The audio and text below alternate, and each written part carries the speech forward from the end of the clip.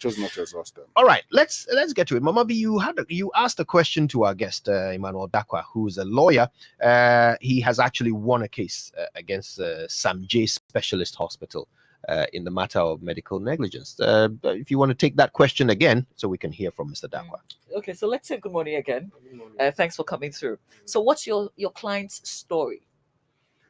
Well, there were two of them, the husband and the wife. The plaintiffs were two, the husband and the wife. Wife gets pregnant. Then she decides to go to a specialist hospital.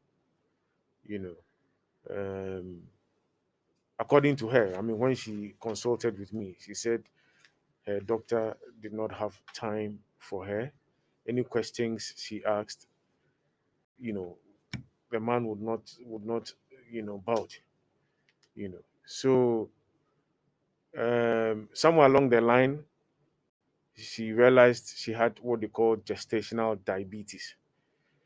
And gestational diabetes, the doctors will tell you, affects the baby, the fetus. It makes the baby big. And they have a terminology, macrosomic.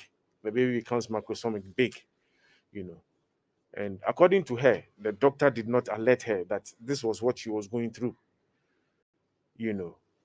And so when she was due, I had the opportunity of looking at, Doc, say you are here.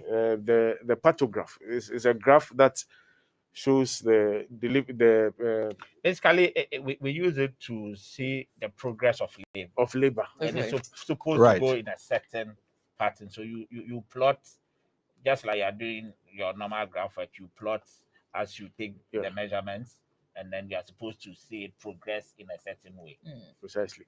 Yeah. So I had a look at the pathograph, and he will tell you there's one graph, the woman when she's dilating goes up, and then when the baby is descending, comes down. In the case of my client, she was in labor for 6 hours, fully dilated. Her graph had gone up, but the baby's was a straight line. Wow. So it means that the baby was not descending. But the baby didn't just become big. It was as a result of a certain medication that she was given. No, it wasn't. You see, the gestational diabetes is diabetes that you get when you are pregnant, from what I read.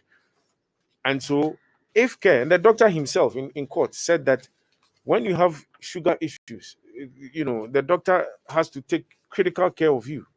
And so, if you don't, and the woman is eating anyhow, and her blood sugars are going up, it affects the baby. It makes the baby big. So, in this case, at 37 weeks, baby was 3.85 kg. The doctor himself, in his medical notes, I mean, we had not seen the medical notes before we filed a statement of claim on rate of summons. The doctor himself wrote at 37 weeks, macrosomia, and then put a question mark there. So it means that he was thinking, could this baby be macrosomic? So you know what I did? I mean, Doc, as for this one, I've always said it. I mean, I really dedicated myself to this. I spoke to doctors, and what they said was that, any estimated weight that you take, birth weight that you take, it is plus or minus 0.5. So in this case, the patient at 37 weeks was 3.85. My maths is not good, but if you add 0.5 to the 3.85, I think it's 4.35. Yeah. And so the doctor wrote in his notes macrosomia and put a question mark there. Okay. And so I asked the doctor, I mean, so what is a macrosomic baby? He said anything above 4 kg. So if at 37 weeks, and you have to go, it's 40 weeks. If at 37 weeks, my baby is 3.85, and you add 0.5 to it, and that gives me 4.35. That should be a cause of concern. You should engage the patient. And the plaintiffs are saying that they were not engaged. They didn't tell them that the baby was, big, and then you would have, difficulties and blah, blah, for them to take an informed decision. But in the case, there's also the mention of a certain medication being given to treat the diabetes, Metformin. but it was not explained. Yes. So, according to, from the medical notes, the first, I mean, the patient attended, I've forgotten the dates. I think sometime in June, she came to the hospital, and then they realized she had problems with her sugars.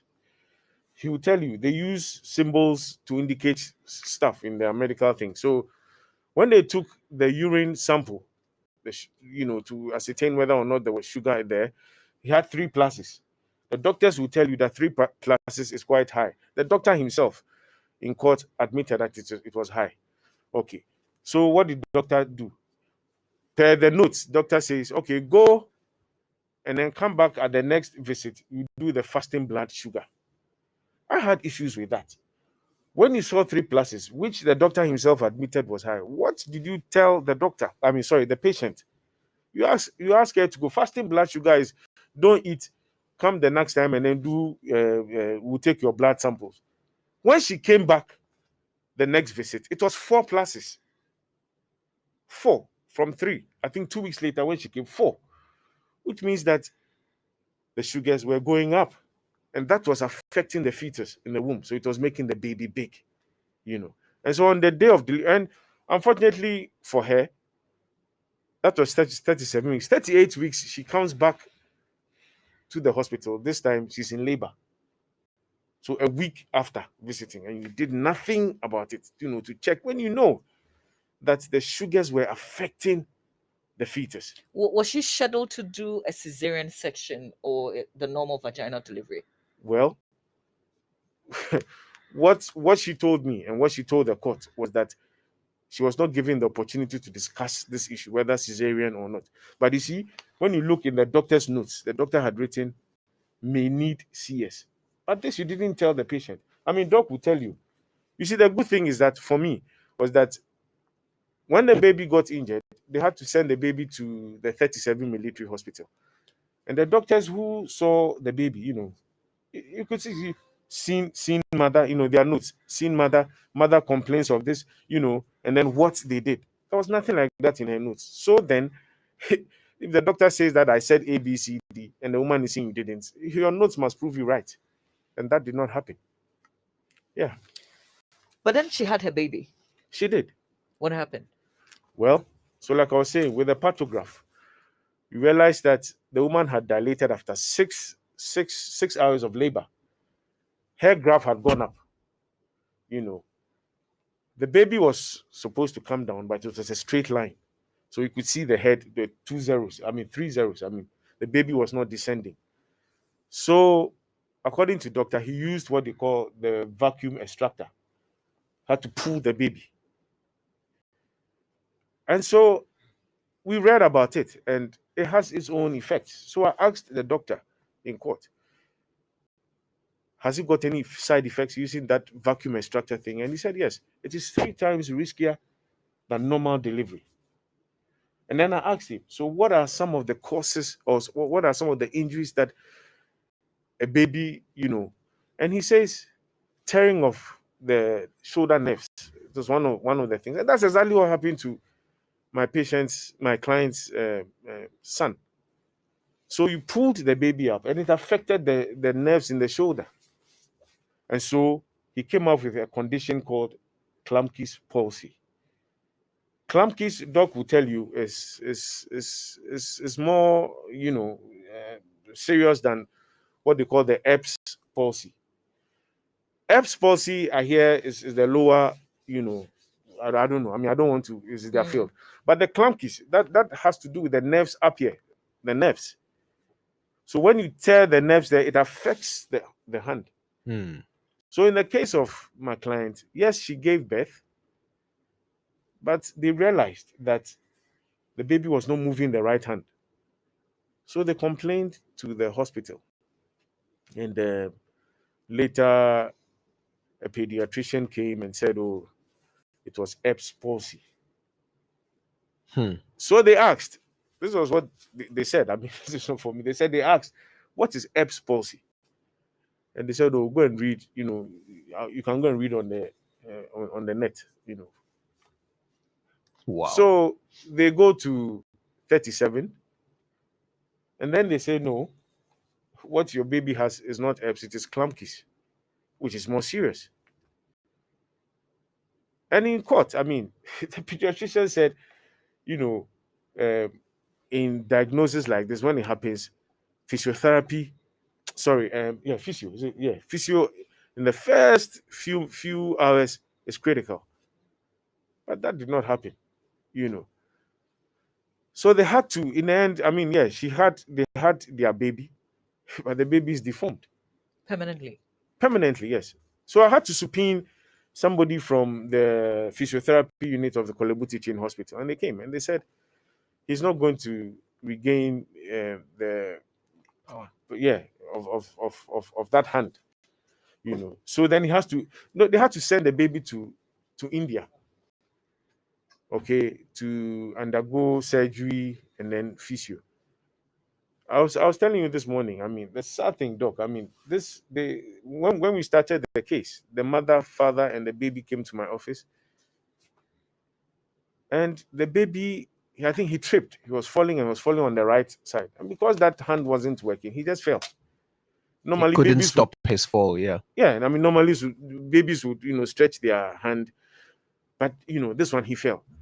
And what really, really, really touched me, the father said, because of the tear of the nerves, there was no sensation there. So sometimes when he holds a hot object, sometimes he will not feel it. Wow. I mean, it was bad. I mean, I had his picture on my phone. I saw them a couple of weeks ago. A nice baby boy, but his hand, one. I mean, How old is he now? he's 4. He's 4. Now, what did the court rule? Well, the court, we said that the hospital and its doctor acted negligently, and the court agreed with us that the hospital and the doctor owe the duty of care to the plaintiffs. That's my clients, and that duty of care was breached.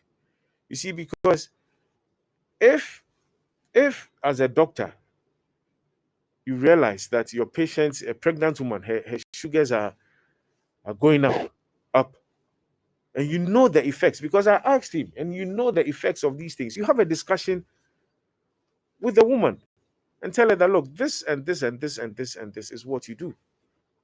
You know what? The Thankfully she got pregnant again. They've had a baby, and this time they went to another facility, and you know the doctor took care, told him, so don't eat this, do this, do that, do that. But if you tell your patient who you realized her sugars are going up, come back for fasting blood sugar, there was nothing there to say don't eat this, don't eat that.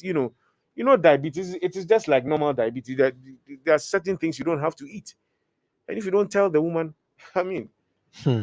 yeah. All right. Now, in a moment, we'll be hearing from you, our audience, and hearing your stories, your experiences, and your reactions to some of the stories that you're hearing here right now, including what happened with the Samj facility and the clients of our guests, Mr. Dakwa.